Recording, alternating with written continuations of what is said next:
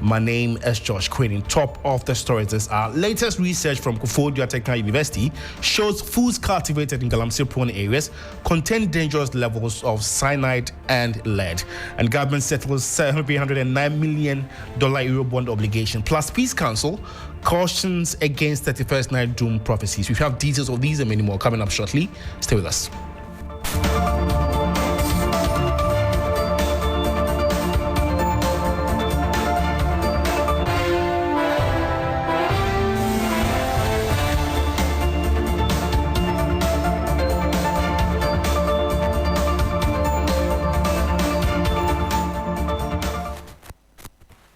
My name is George Kwaning, and on to our very first story. Galamsey activities and its effect on the National Anti-Illegal Mining Operations Secretariat Task Force currently operating in the Eastern region have raided some notorious illegal mining sites at Achim Abodam in the Chukwuabebre municipality. During the raid, the task force immobilized 4 excavators by removing their monitors control boards due to the absence of low bed services. The team also seized 1 generator set, 1 pump action gun with 5 cartridges. To render the site inoperable, the task force bent several makeshift structures erected by the Galamseyers. Earlier, Naimos arrested 5 Chinese for mining illegally along the Brim River. The arrest took place on December 29, 2026. Meanwhile, Engineer Kenneth Achigbe, convener of the Media Coalition Against Galamsey, said there has not been any improvement in the turbidity of the water levels. Speaking on TV3's Hot Issues, Kenneth Achigbe demanded that all excavators be tracked. Take a listen. We just get to why there's still a lot of work to be done. The coalition has done some work, in terms of the turbidity of water. The turbidity of water is not improving, So when we talk about improvement being made, you have the situation where Kwenyako Water Treatment Plant, the turbidity went to absurd level. There was also the issues of Professor Frimpong Boateng's report. That is replete with a lot of politically exposed persons of the former government who are involved in Galamsey. As my brothers, the guns, we see Kabashing Mene. We've not had anything being done so far as that is concerned. And again, we need to state some facts. When it comes to the issues of, it is true that excavators were coming into this country and, they were not being registered and all of that. But we also need to give credit to the past government. They started the issues of the tracking. By the time they were leaving office, about 66 excavators had started to be tracked. And away from that, it's another end of year, and the National Peace Council has renewed its appeal to prophets, evangelists, and other Christian leaders to exercise restraint and responsibility in the delivery of prophecies during 31st Watch Night services. The MPC further warned that unguarded religious pronouncement could threaten national peace and social cohesion. The council notes that in previous years, doom prophecies, particularly those predicting death, calamities, or national instability, have sparked fear, panic, and unnecessary anxiety among the public, with the potential to undermine peace and social cohesion. As the country prepares to usher in a new year, and the Peace Council is urging faith leaders to promote messages of hope, peace, and national unity, emphasizing that the right to religious expression must be exercised in a manner that safeguards public safety and garners collective stability. And now let's engage the chairman of the Peace Council, Most Reverend Emmanuel Fiano, and he joins us via phone. Emmanuel, thanks for your time, and this is Midday Live on 3FM. Tell us more about this very caution. Good afternoon to your audience also. Every year we have this end of year prophecies which puts fear and anxiety into a number of people. It is not only the end of year, you recall also that when it is time for national elections, we do have these prophecies about who will win and all that. So last year, the National Peace Council organized a meeting with the prophets from various churches. And we try to go through the biblical sense of prophecy and the various dimensions of it. So this year, what we are telling or encouraging the prophets is that we do not only have prophecies of doom, and anytime also there is a prophecy of doom in the scriptures, there is also a call to remedy. So we are asking that they tone down on the presentation of prophecies at the end of the year, and that they are circumspect in what they present to the general public or their audience. And Reverend, is there any deliberate attempt to engage these prophets and evangelists in that regard? As I said earlier, we engaged them last year already. We had the National Peace Council invited the prophets, and we had a whole session on prophecy in the Bible. And we talked about the different forms of prophecy and how even within the scriptures, we see the restraint that the prophets expressed. So we have already talked with them. This is only a reminder of what we have already discussed with them. It's that time of the year where, people would want to make New Year resolutions against 2026. Is there any word that you have for the over 30 million Ghanaians across the country? Yes. No, at the end of the year, we all want to take stock of what has happened, whether personally or as groups or communities. That is good. But we should keep in mind that our, I call it the promises or whatever we want for the following year, we should be realistic. We should be realistic in what we are saying we want to do with the help of God, what we want to resolve. We should be realistic about that and not make resolutions that we cannot achieve. It will bring us disappointment if we do that because we say we are not able to achieve it. So we should be objective in evaluating the year that is coming to an end and be realistic in the resolutions we take. Are you ready to call people out to go for 31st night service this evening? Well, it has become a practice in Ghana that people want to usher in the new year in church or during a worship time. I wouldn't say people should not go. That is our faith. That's the faith of those who go. But when we go, we should also keep in mind that the end of the year and the beginning of a new year is like any other day in our lives. So it shouldn't be just at this moment that we review our lives or we want to be in church so that the new year meets us in church. We should be people of faith and we should be good worshipers throughout the year. We should be people of faith. Thank you so much. And Most Reverend Emmanuel Fiano is the chairman of the National Peace Council. And so if you are going to make resolutions, you have to be objective and realistic enough in that regard. And if you just tune in and watch, you actually listen to the Midday News on 3FM 92.7 with me, George Kwaning. Now, Ghana's judiciary saw unprecedented activities in the history of the country in 2025. The country was once again thrust into the national spotlight as judges presided over cases that tested the rule of law, challenged state institutions, and stirred public debate. From high-profile criminal trials to politically sensitive prosecutions and illegal mining cases, the judiciary remained at the center of accountability in 2025. Lord Eduasari highlights some of the biggest court cases that shaped the year. President Mahama's administration promised to fight corruption by ensuring that, for starters, former government appointees who misuse public funds are prosecuted and the loot recovered, but not before discontinuing certain cases against NDC members. Government spokesperson and Minister of State for Government Communications, Felix Kwatro-Fosu, explained that the discontinued cases were politically motivated and lacked merit. Among them are the withdrawal of charges against the former Deputy Governor, now Governor of the Bank of Ghana, Dr. Johnson Isiama, former Kokoboa Chief Executive, Dr. Stephen Opuni, businessman Saidu Agongo, former Finance Minister Dr. Kwabena Dufo and 7 others, and former Minister for Works and Housing Alhaji Collins Dauda, former Social Security and National Insurance Trust SNIT Director General Dr. Ernest Thompson, former NDC National Chairman Samuel Ofosu-Ampofo, among others. In the ambulance procurement case, the state withdrew its appeal against the acquittal and discharge of Dr. Kesio Atoforsen and businessman Richard Jakpa. A chunk of the biggest court cases in 2025 were heard here at the Accra High Court. The cases involved the NSS ghost name scandal, the SML scandal, which had to do with the former Finance Minister Ken Ofori-Atta and other accused persons, the Accra SkyTrain trial, just to name a few. In April, a former director of the National Signals Bureau, Kwabena Idu-Boahen, his spouse, Angela Ije Boateng, and 2 others were hauled before the Accra High Court over charges of causing financial loss to the state, money laundering, among others, over alleged misappropriation of 49.1 million Ghana cedis cybersecurity defense software. In the SkyTrain case, a former board chairman of the Ghana Infrastructure Investment Fund, Professor Christopher Ameyo-Kumfi, together with the ex-chief executive, are on trial for allegedly causing financial loss to the state in the failed $2 million Accra SkyTrain project. The former National Food Buffer Stock Company chief executive, Hanan Abdul Wahab, his wife, Faiza Seidu Wuni, and 3 others have been charged for alleged theft and money laundering of more than 78 million cedis of public funds.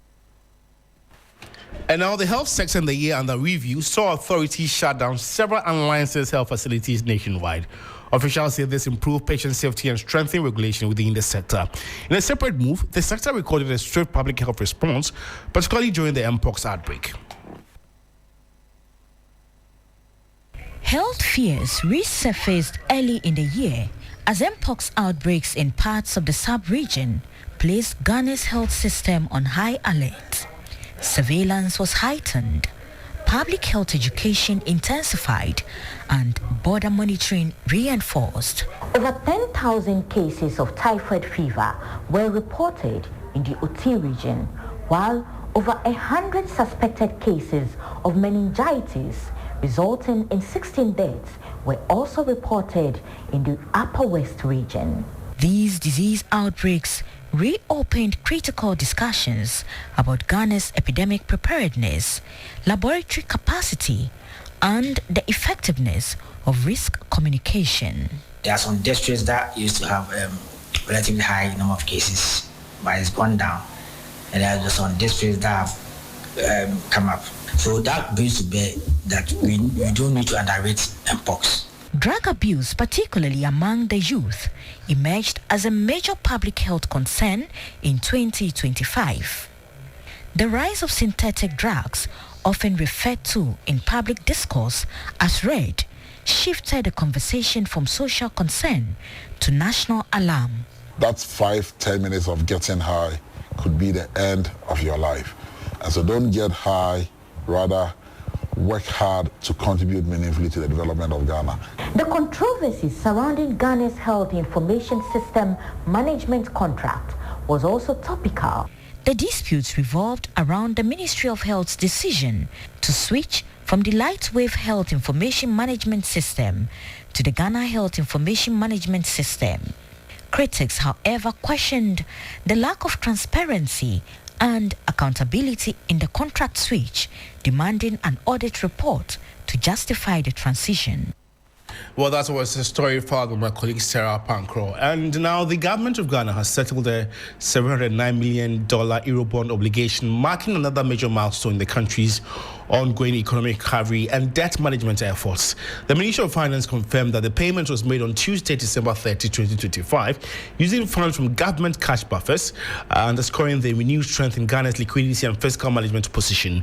With the latest payment, total disbursement to Eurobond holders in 2025 now stands about $1.4 billion under the country's restructuring memorandum. This includes 2 earlier payments of $349.52 million each, in addition to the $709 million settled this week. According to the ministry, the successful settlement reaffirms Ghana's credibility as a sovereign borrower and signals the government's firm commitment to honoring its external debt obligations in a transparent, predictable, and disciplined manner. And away from the Eurobond issues, and the Porters, party cadres, and the national leadership of the National Democratic Congress have converged at Brigada in the East District of the Greater Accra region to commemorate the 44th anniversary of the historic 31st December Revolution. The event marks the 31st December 1981 revolution led by the late former head of state, Lieutenant Lieutenant Jerry John Rawlings. The revolution ushered in the Provisional National Defense Council (PNDC) administration, which later transitioned into constitutional rule and eventually evolved into the National Democratic Congress. The commemoration is being held under heightened security, with party faithful from across the country in attendance. Our correspondent, Stanley Niblo, is currently in the Brigada monitoring development and joins us via phone. Stanley, good afternoon. Thanks for joining us. What more can you report on this? It just hammered the nail on the head by saying that the leadership of the NDC and then some cadres had actually converged on Ada in the Adan East district to observe this day. So if you could recall, exactly 44 years ago, the Armed Forces Revolutionary Council, led by late President Flight Lieutenant George Rawlings, overthrew the democratically elected government, that is the PNP government, led by Dr. Hilal Liman in 1981. And that singular act that was perpetrated against that government had actually left an everlasting scar, a permanent scar on the hearts of the supporters of the PNP. That has actually metamorphosed into now the PNC that we know, because they claim that a number of times I've heard party members say that the allegations that were leveled against their leader, for which he was overthrown by the Armed Forces Revolutionary Council, has no justification. But for the NDC, they felt that this is a feat well celebrated or worth celebrating. So they had actually converged here at Ada to mark this day. And like you just mentioned, the party hierarchy made up of the party chairman, Johnson Atedin Ketia. We also have the MP for Kwale Kurati, and then the daughter of the former president, George Rawlings, that is Dr. Zaneto Rawlings. We also have the son of the fallen president, that is Kimati Rawlings. We also have the vice president, Professor Jenana Opokwajman. They are all here to actually mark the day. And as I speak, they are done with the wreath laying ceremony, and they are also done with the lighting of the perpetual flame. And so they are now delivering speeches and then also giving solidarity messages. But I must also indicate that some of the messages that have been given here have touched on a lot of national issues, especially galamsey. Others too have to do with, especially the cadres. They are saying that now that the President Rawlings actually used his blood to form this party, there is no way that the offspring or the children that he has left behind, that is Dr. Zaneto Rawlings and the brother and then the other sisters or the siblings, there is no way the party can at any point in time shoot them out or leave them out of any party activities or abandon them. They have become the bona fide property of the party, and so they must be involved in everything that the party does. They must be involved.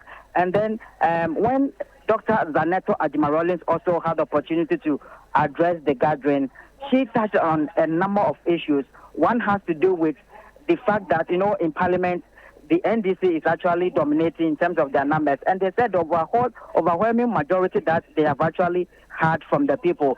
It is not time for them to lord over the people that actually put them in that position. But it is about time they govern with integrity so that they can sustain the gains that they have actually chalked over the time. And he also appealed to the presidency, the president and the presidency to help in solving some of the issues that is currently facing the education sector, especially the welfare of teachers, and then also issues of galamsey. Okay, Stanley, the last time we met, we actually saw the children of the late president who was doing their mother's funeral at the Black Star Square. It's been 44 years after the revolution. What are you picking from the faithful? What does this mean to them, the faithful of the NDC?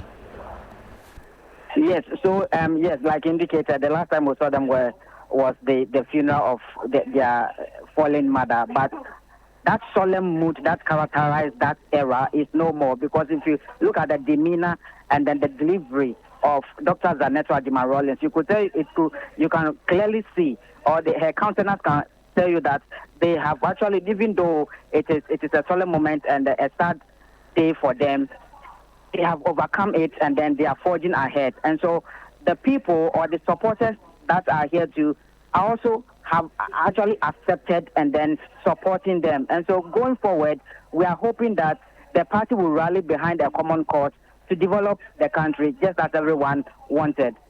Thank you so much, Stanley, for your time, and then keep up with the good work. And Stanley Nibla was our correspondent monitoring the 31st Revolution commemoration in Big Adam. And now the latest Global Info Analytics poll shows if there is a rerun of the 2024 election, John Dramani Mahama will win with a bigger landslide. The poll shows 62% will vote for the president, while 31% would vote for Dr. Bawumia, Alan Chermate 2%, and now Kwame Bediako 2%, and others 3%.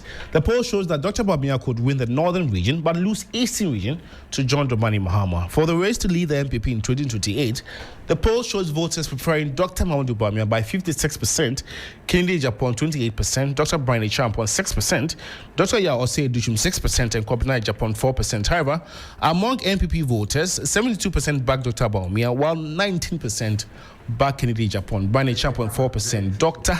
Osei Dushum 3%, and Kwabena Japan 1%. And now, let's give you more details of the survey. And in the race to replace John Dramani Mahama in 2029, the race is now a 3-horse race with no candidates in commanding lead after the vice president polled a vote from other candidates. The poll shows Honorable Haruna Idrisu maintaining the lead was 26%, down from 29% in October 2025. Honorable Dr. Ato Forson, the finance minister, now in second with 23% from 18% in October 2025.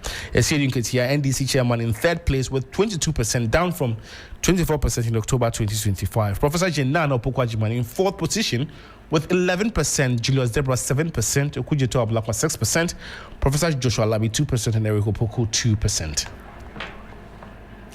And now let's take you to our topical story this afternoon. And foods cultivated in galamsey-prone areas have been found to contain dangerous levels of cyanide and lead.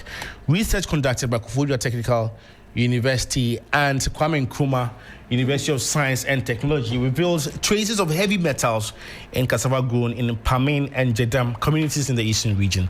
These farmlands were reclaimed sites previously used for gold mining. And the findings raise serious health concerns from consumers, especially since cassava is a key staple food among Ghanaians.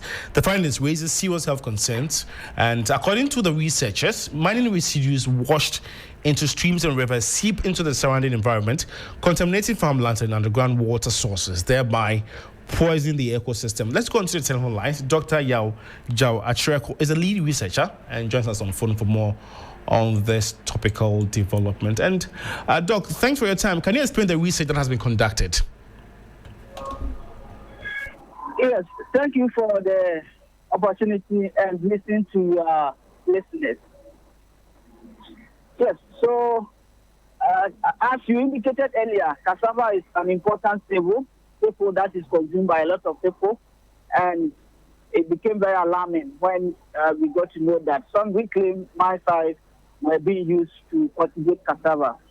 So a team from our side, Koforidua Technical University, together with that of KNUST, came together to undertake this research. So we sampled from the communities. We had 2 communities based in Asante Achim, part of the eastern region, where these communities were in the past mined and the lands were reclaimed. One located at Dabem was reclaimed for 5 years, over 5 years. The other was reclaimed for about 3 years. So we took cassava samples from these areas. Then as part of their corresponding sites, also took some from those areas that were not mined or that have not undergone any mining activity. Then we took them to the lab, we did the nutritional analysis, we did heavy metal determination, then we equally did the cyanide determination. Interestingly, it came out that the cassava samples from the mine side and the non-mine side had comparable amounts of nutritional composition. So there wasn't much of issues when it comes to the nutrients.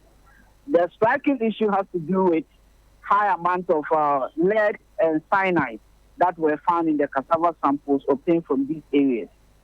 The other side too is the reclaimed mine site had high amounts of these minerals, these cyanide and the lead compared to the non-mined areas. But it is important to also note that they were all above acceptable or permissible level, which is an indication that if consumers feed or consume these foods, there's that tendency of having effect of consuming or having lead and cyanide poisoning in their food.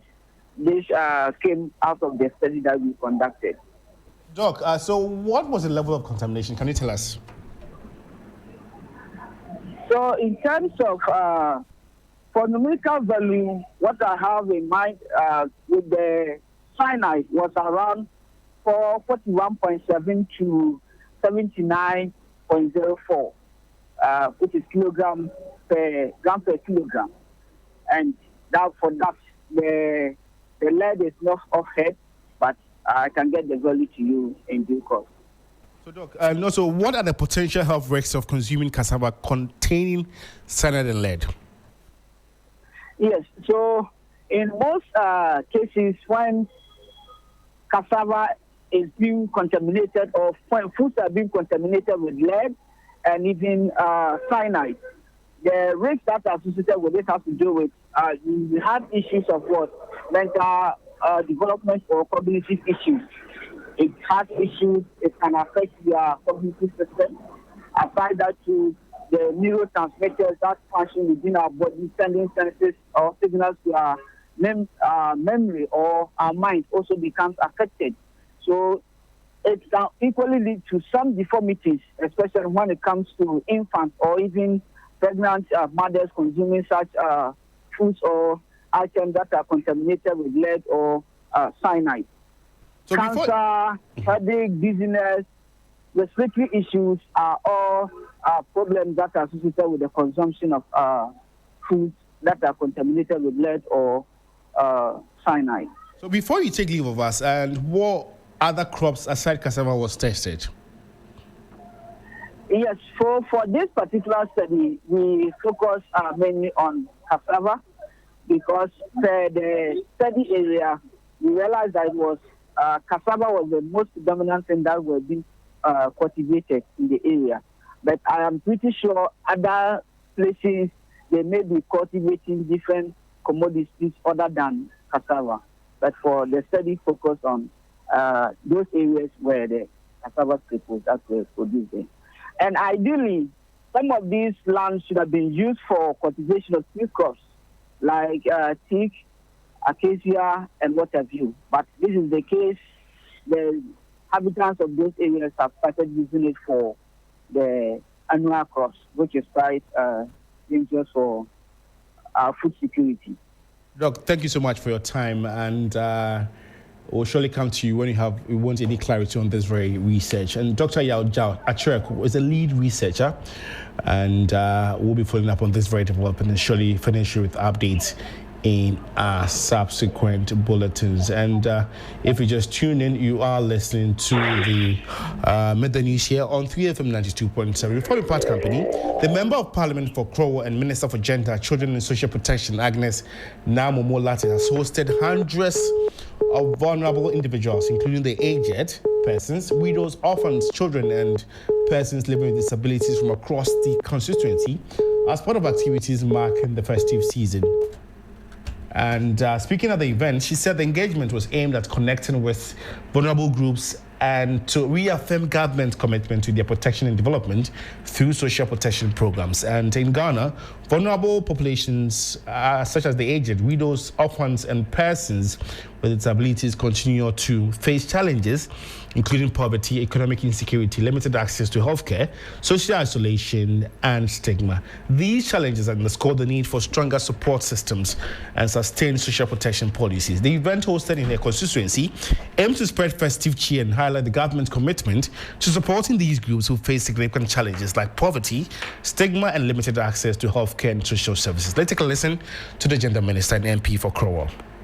Categories of people we have here, I engage them beyond the annual gathering. So the persons with disability, you saw those who had placed requests, either personally to me as the Member of Parliament or through the Assembly. Being the Minister for Gender, I make sure that the Assembly attends to their needs regularly. And I hope they will improve and make sure that they don't delay in disbursing their funds to them. So gathering today, I got to know that the Assembly had plans for them. In order for it not to delay, the MC contacted me, and then together we decided that we will do the disbursement, and then they can feast and then also go about preparing to enter the new year with that entrepreneurial spirit, and whatever assistance they ask for, we've been able to support them. A lot of them need medical attention, and that has been done to a large extent. Before coming to do it for my constituency, I had done it for those outside my constituency. I brought all the children in the various homes together. And so I'll continue to encourage them across the country. Wherever I go, I look out for them. I watch out for them, because this is a ministry that is dealing with people with vulnerability. And so when you enter a community, the first thing you want to identify with is those who are vulnerable.